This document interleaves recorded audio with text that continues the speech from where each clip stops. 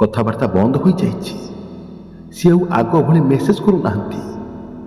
ଯାହାକୁ ଦିନେ ନ ଦେଖିଲେ ଲାଗୁଥିଲା ଦୁନିଆ ଅଧୁରା, ଆଜି ସେଇ ମଣିଷଟା ତୁମକୁ ଅଣଦେଖା କରୁଛି କି? ଆମେ ସବୁବେଳେ ଚାହୁଁ ସେଇ ଆମକୁ ମନେ ପକାଉ, ସେଇ ଆମ ପାଇଁ କାନ୍ଦୁ। କିନ୍ତୁ ବନ୍ଧୁ, କାନ୍ଦିବା ଦ୍ୱାରା କି ଭିକ ମାଗିବା ଦ୍ୱାରା କେହି ଫେରି ଆସନ୍ତି ନାହିଁ। ମୁଁ ତୁମକୁ ଆଜି ଏମିତି କିଛି କଥା କହିବି ଯାହା ଶୁଣିବା ପରେ ତୁମେ ଆଉ କାନ୍ଦିବନି, ବରଂ ସେଇ ତୁମକୁ ହରାଇବାର ଯନ୍ତ୍ରଣା ଅନୁଭବ କରିବ। ହୁଏତ ଆଜି ସିଏ ତୁମ ସହ କଥା ହେଉନାହିଁ, ତୁମେ ଅପେକ୍ଷା କରିଥିବା ମେସେଜ ଆଉ ଆସୁନାହିଁ। ରାତ୍ରିର ନୀରବତା ତୁମ ମନ ଭିତରେ ତାର ସ୍ମୃତିକୁ ନେଇ ଏକ ନୀରବ ଯୁଦ୍ଧ ଚଳାଇଛି। ତୁମେ ଚାହୁଁଛ ସେ ତୁମ ପାଇଁ କାନ୍ଦୁ, ତୁମକୁ ଖୋଜୁ, କିନ୍ତୁ କିପରି? ଦୁନିଆ ଆମକୁ ଶିଖାଇଛି ଦୁଃଖ ହେଲେ କାନ୍ଦିବାକୁ, କିନ୍ତୁ ଆଜି ମୁଁ ତୁମକୁ ଗୋଟିଏ ଭିନ୍ନ ପାଠ ପଢ଼ାଇବି। ଏକ ଏମିତି ରାସ୍ତା ଦେଖାଇବି ଯେଉଁଥିରେ ତୁମେ ନୁହେଁ, ସେ ତୁମକୁ ହରାଇ କାନ୍ଦିବ। ଏହି କଥା ଗୁଡ଼ିକ କେବଳ ଶବ୍ଦ ନୁହେଁ, ଏହା ତୁମ ଜୀବନର ଗତିପଥ ବଦଳାଇବାର ଗୋଟିଏ ସୂତ୍ର। ଯେତେବେଳେ ଜଣେ ମଣିଷ ଚାଲିଯାଏ, ସେ ଭାବେ ତୁମେ ତାଙ୍କୁ ଖୋଜିବ, ତାଙ୍କ ଅଭାବରେ ତୁମେ ଅଧୁରା ହୋଇଯିବ। କିନ୍ତୁ ଏହା ତାଙ୍କର ସବୁଠାରୁ ବଡ଼ ଭୁଲ ଧାରଣା। ତୁମେ ଆଜିଠାରୁ ସମ୍ପୂର୍ଣ୍ଣ ଗାୟବ ହୋଇଯାଅ। ଯେତେବେଳେ କେହି ତୁମକୁ ଛାଡ଼ିଯାଏ, ସେ ଭାବେ ତୁମେ ତାଙ୍କ ପଛରେ ଗୋଡ଼ାଇବ, ତୁମେ କାନ୍ଦିବ, ତାଙ୍କୁ ଫୋନ କରିବ, ଆଉ ଏହାଦ୍ୱାରା ସେମାନଙ୍କର ଅହଙ୍କାର ବା ଇଗୋ ବଢ଼ିଯାଏ। ଆଉ ସତ କହିବି, ପୁଅ ହେଉ କି ଝିଅ, କାହାକୁ ପଛରେ ପାଗଳ ଭଳି ପକାଇବାରେ ଯେଉଁ ମଜା ଥାଏ ନା, ତାହା ଆଉ କେଉଁଠି ନଥାଏ। ଦୁର୍ଭାଗ୍ୟବଶତଃ ଯଦି ତୁମେ ତା ପଛରେ ପ୍ରେମ ପାଇଁ ପଡ଼ିଛ, ଆଉ ସିଏ ତୁମକୁ ତୁମ ଭାବନାକୁ ହେୟଜ୍ଞାନ କରୁଛି, ତାହେଲେ ତୁମେ ହିଁ ସେଇ ପାଗଳ, ଯିଏ ତାକୁ କେବଳ ମଜା ଦେବା ପାଇଁ, ତାର ମନୋରଞ୍ଜନ ପାଇଁ ତାକୁ ଖୋରାକି ଦେଉଛ, ତା ପାଇଁ ସବୁବେଳେ ଆଭେଲେବୁଲ ରହୁଛ। ସିଏ କହୁ କହୁ ତୁମେ ତା ପାଇଁ ହାଜର ହୋଇଯାଉଛ। ତା ଅଳ୍ପ ଦୁଃଖରେ ତୁମେ ଅଧିକ ଦୁଃଖୀ ହୋଇଯାଉଛ। ତାର ସବୁ ସମସ୍ୟାକୁ ନିଜର ଭାବି ନିଜ ସମସ୍ୟାକୁ ବଢ଼ାଇ ଚାଲିଛ। ତେବେ ବନ୍ଧୁ, ତୁମେ ତା ପାଇଁ ସେହି ଖେଳନା ପରି ଯାହାର ଚାବି ତା ହାତରେ ଅଛି। ସିଏ ଯେତେବେଳେ ଯେମିତି ଚାହୁଁଛି ତୁମକୁ ସେମିତି ନଚେଇ ଚାଲିଛି। ତେବେ ଏହି ଗୋଟିଏ କାମ ଜାଣି ଜାଣି ଏବେଠାରୁ କର। ତାକୁ ଏତେ ଭଲ ପାଇବା ଦିଅ, ଏତେ ଭଲ ପାଇବା ଦିଅ, ଯେ ସିଏ ତୁମକୁ ନିଜର ଅଭ୍ୟାସ ବନାଇଦେବ।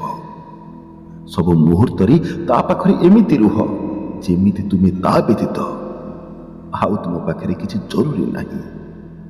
ଆଉ ହଠାତ୍ ଦୂରେଇ ଯାଅ।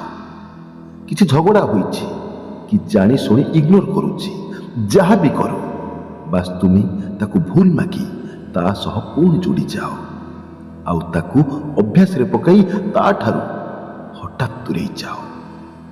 ସିଏ ବି ତୁମ ମୂଲ୍ୟ ବୁଝିବା ଦରକାର। ସିଏ ବି ଜାଣିବା ଦରକାର କି ଜଣକୁ ଇଗ୍ନୋର କଲେ, ଆଭଏଡ୍ କଲେ, ଜାଣି ଜାଣି କଷ୍ଟ ଦେଲେ ସତରେ କେତେ କଷ୍ଟ ହୁଏ।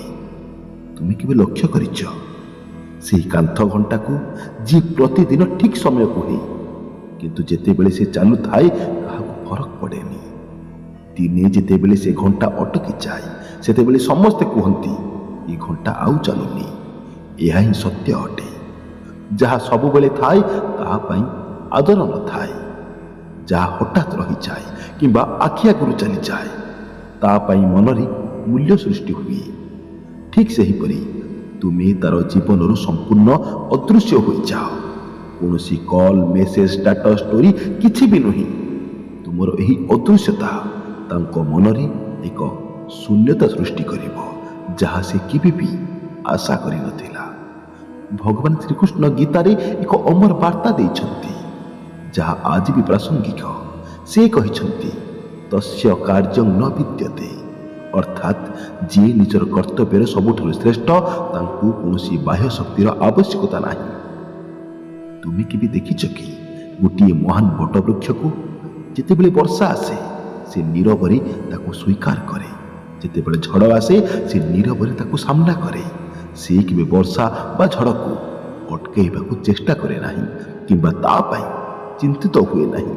ସେ କେବଳ ନିଜେ ଶକ୍ତିଶାଳୀ ହେବାକୁ ଚେଷ୍ଟା କରିଥାଏ। ଠିକ୍ ସେହିପରି ଯିଏ ତୁମ ଜୀବନରୁ ଚାଲିଗଲା ସେଇ ଗୋଟିଏ ଝଡ଼ ବା ବର୍ଷା ସଦୃଶ, ତାକୁ ଅଟକେଇବାକୁ ଚେଷ୍ଟା କରନି। ନିଜକୁ ଏକ ମହାନ ବଟ ବୃକ୍ଷ ପରି ସୁଦୃଢ଼ କର। ତୁମର କର୍ତ୍ତବ୍ୟ ଏବେ ନିଜ ଉପରେ କାମ କରିବା। ନିଜକୁ ଏପରି ଭାବରେ ବଦଳାଇ ଦିଅ ଯେ ତୁମର ମୂଳଦୁଆ ଏତେ ଶକ୍ତିଶାଳୀ ହୋଇଯିବ ଯେ କୌଣସି ଝଡ଼ ବା ବର୍ଷା ତୁମକୁ ହଲେଇ ପାରିବ ନାହିଁ। ଯେଉଁଦିନ ତୁମେ ନିଜକୁ ନିୟନ୍ତ୍ରଣ କରିବା ଶିଖିବ, ସେହି ଦିନ ତୁମେ ନିଜ ଜୀବନର ସର୍ବଶ୍ରେଷ୍ଠ ସଂସ୍କରଣରେ ପହଞ୍ଚିଯିବ। ତୁମେ କେବେ ବି ତାର ପ୍ରତିଶୋଧ ନେବା କଥା ଭାବ ନାହିଁ, କାରଣ ପ୍ରତିଶୋଧ ଆମକୁ ଆହୁରି ତଳକୁ ଟାଣି ନିଏ। ତୁମେ ତାକୁ ତୁମର ଅଭାବ ଅନୁଭବ କରାଅ। ଗୋଟିଏ ଦୀପକୁ ଦେଖିଛ, ଯେତେବେଳେ ସେ ଜଳେ ସିଏ ଆଲୁଅ ଦିଏ। ଆମେ ତାର ଉପସ୍ଥିତି ଜାଣିପାରୁ, କିନ୍ତୁ ହଠାତ୍ ଯେତେବେଳେ ଦୀପଟି ଲିଭିଯାଏ ସେତେବେଳେ ହିଁ ଆମେ ତାର ପ୍ରକୃତ ମୂଲ୍ୟ ବୁଝିଥାଉ। ସେହି ଅନ୍ଧକାରରେ ହିଁ ଆମେ ତାକୁ ଖୋଜିଥାଉ। ତୁମେ ତା ଜୀବନର ସେହି ଦୀପଟିଏ ପରି। ଏବେ ନିଜର ସମସ୍ତ ଶକ୍ତି ନିଜ ଉପରେ ଲଗାଅ। ନିଜ କ୍ୟାରିୟରରେ ଏତେ ଆଗକୁ ବଢ଼ିଯାଅ ଯେ ତା ଆଖିରେ ତୁମେ ଏକ ସାଧାରଣ ବ୍ୟକ୍ତି ନୁହେଁ, ବରଂ ଗୋଟିଏ ପ୍ରେରଣାଦାୟକ ବ୍ୟକ୍ତିତ୍ୱ ପାଲଟି ଯାଅ। ନିଜର ସ୍ୱାସ୍ଥ୍ୟ, ନିଜର ରୂପ ଏବଂ ନିଜର ଜ୍ଞାନ ଉପରେ କାମ କରିବା ଆରମ୍ଭ କରିଦିଅ।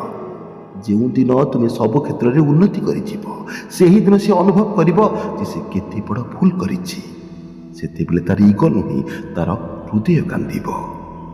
ଏହି ଗୋଟିଏ କଥା ମନେ ରଖିଥାଅ, ଆଜି ତୁମେ ଯାହା ପାଇଁ କାନ୍ଦୁଛ, କାଲି ସିଏ ତୁମକୁ ହରାଇ ଏକୁଟିଆ କାନ୍ଦିବ।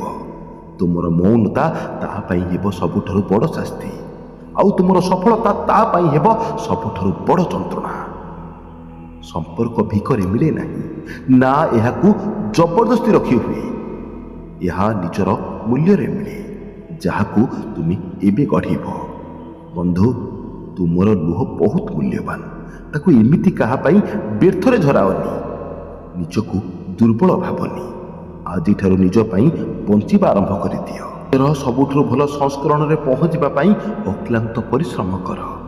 ଦେଖିବ ଦିନେ ନିଶ୍ଚୟ ସିଏ ତୁମକୁ ପାଇବାକୁ କାନ୍ଦିବ, କିନ୍ତୁ ସେତେବେଳକୁ ତୁମେ ତାଠାରୁ ବହୁ ଦୂରରେ ଏକ ଉଚ୍ଚତମ ଶିଖରରେ ଥିବ।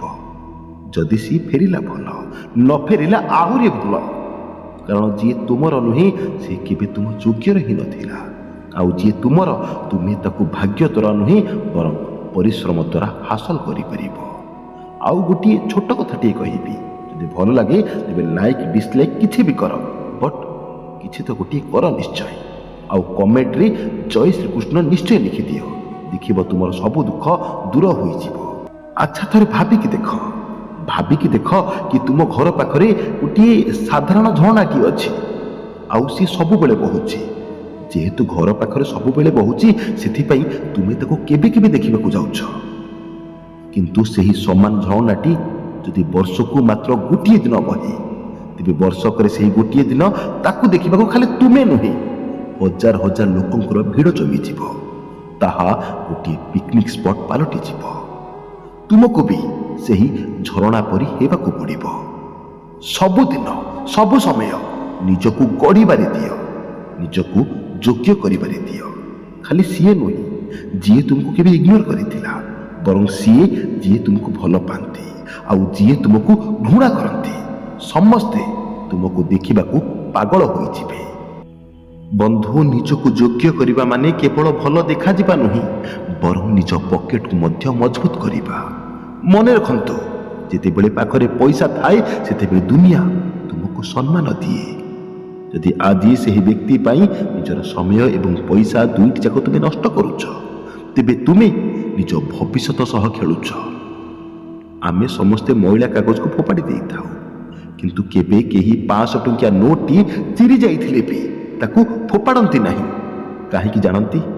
କାରଣ ତାର ଗୋଟିଏ ମୂଲ୍ୟ ବା ଭ୍ୟାଲ୍ୟୁ ଅଛି।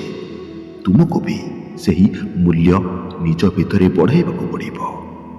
ଆଜିଠାରୁ ଗୋଟିଏ ଶପଥ ନିଅନ୍ତୁ, ଅନାବଶ୍ୟକ ଖର୍ଚ୍ଚ ବନ୍ଦ କରିଦିଅନ୍ତୁ। ଯେଉଁ ପଇସା ଆପଣ ତାଙ୍କୁ ଉପହାର ଦେଇପାରେ କିମ୍ବା ତାଙ୍କ ପଛରେ ବୁଲିବାରେ ଖର୍ଚ୍ଚ କରୁଥିଲେ, ତାକୁ ଏବେଠାରୁ ସଞ୍ଚୟ କରନ୍ତୁ। ଛୋଟ ନିବେଶ ବା ଇନଭେଷ୍ଟମେଣ୍ଟ ଆରମ୍ଭ କରିଦିଅନ୍ତୁ। ଆପଣଙ୍କର ସଞ୍ଚିତ ଅର୍ଥ ହିଁ ଦିନେ ଆପଣଙ୍କର ସବୁଠାରୁ ବଡ଼ ବନ୍ଧୁ ହୋଇ ଠିଆ ହେବ। ନିଜର ସ୍କିଲ୍ ଉପରେ ଖର୍ଚ୍ଚ କରନ୍ତୁ। ଯେଉଁ ପଇସା ଆପଣ ବଞ୍ଚାଉଛନ୍ତି ସେଥିରେ କିଛି ନୂଆ ସ୍କିଲ୍ ଶିଖନ୍ତୁ, like digital marketing, spoken English learning, blogging, coding, graphic designing କିମ୍ବା ଏମିତି କିଛି ଯାହା ଆଜିର ଦିନରେ ତୁମକୁ ରିଲେଭାଣ୍ଟ ରଖି ଅଧିକ ରୋଜଗାର କରିବାରେ ସହାୟକ ହେବ। ଆଉ ଯଦି ବି ଆପଣଙ୍କ ପାଖରେ ପଇସା ନାହିଁ ତେବେ କିଛି ବି ଅସୁବିଧା ନାହିଁ, ୟୁଟ୍ୟୁବରେ ଏସବୁର ମାଗଣା କୋର୍ସ ଏମିତି ମଧ୍ୟ ପଡ଼ିଅଛି।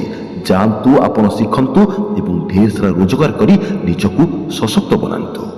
ମନେ ରଖନ୍ତୁ, ଯେଉଁଦିନ ଆପଣ ସଫଳ ହୋଇଯିବେ ଏବଂ ଆପଣଙ୍କ ବ୍ୟାଙ୍କ ବାଲାନ୍ସ ମଜବୁତ ଥିବ, ସେହିଦିନ ଆପଣଙ୍କୁ ଛାଡ଼ିକି ଯାଇଥିବା ବ୍ୟକ୍ତି ଜଣକ ନିଜର ଭାଗ୍ୟକୁ ନିନ୍ଦା କରିବ।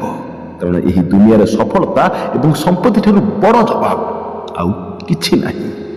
ନିଜର ତ ନିଜର, ପରଲୋକ ବି ତୁମକୁ ନିଜର ସମ୍ପର୍କୀୟ ବୋଲି ପରିଚୟ ଦେବେ। ଯେ ପର୍ଯ୍ୟନ୍ତ ତୁମେ ତାଙ୍କ ପାଇଁ ସହଜରେ ଉପଲବ୍ଧ ରହିବ, ସେ ପର୍ଯ୍ୟନ୍ତ ସେ ତୁମର ମୂଲ୍ୟ ବୁଝିବେ ନାହିଁ। ଆଶା କରୁଛି ଭଲ ଲାଗିଥିବ।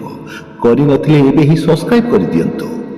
ଭଲରେ ରୁହନ୍ତୁ, ନିଜର ଯତ୍ନ ନିଅନ୍ତୁ, ନିଜକୁ ଯୋଗ୍ୟ କରନ୍ତୁ। ତୁମେ ନିଶ୍ଚୟ ସଫଳ ହେବ, ଏହି ବିଶ୍ୱାସର ସହ ଆଜି ମୁଁ ରହୁଛି। ପୁଣି ଦେଖା ହେବ ଆଗାମୀ ଭିଡ଼ିଓରେ। ସେ ପର୍ଯ୍ୟନ୍ତ ଜୟ ଶ୍ରୀ ଜଗନ୍ନାଥ, ଜୟ ଶ୍ରୀ କୃଷ୍ଣ। ଧନ୍ୟବାଦ।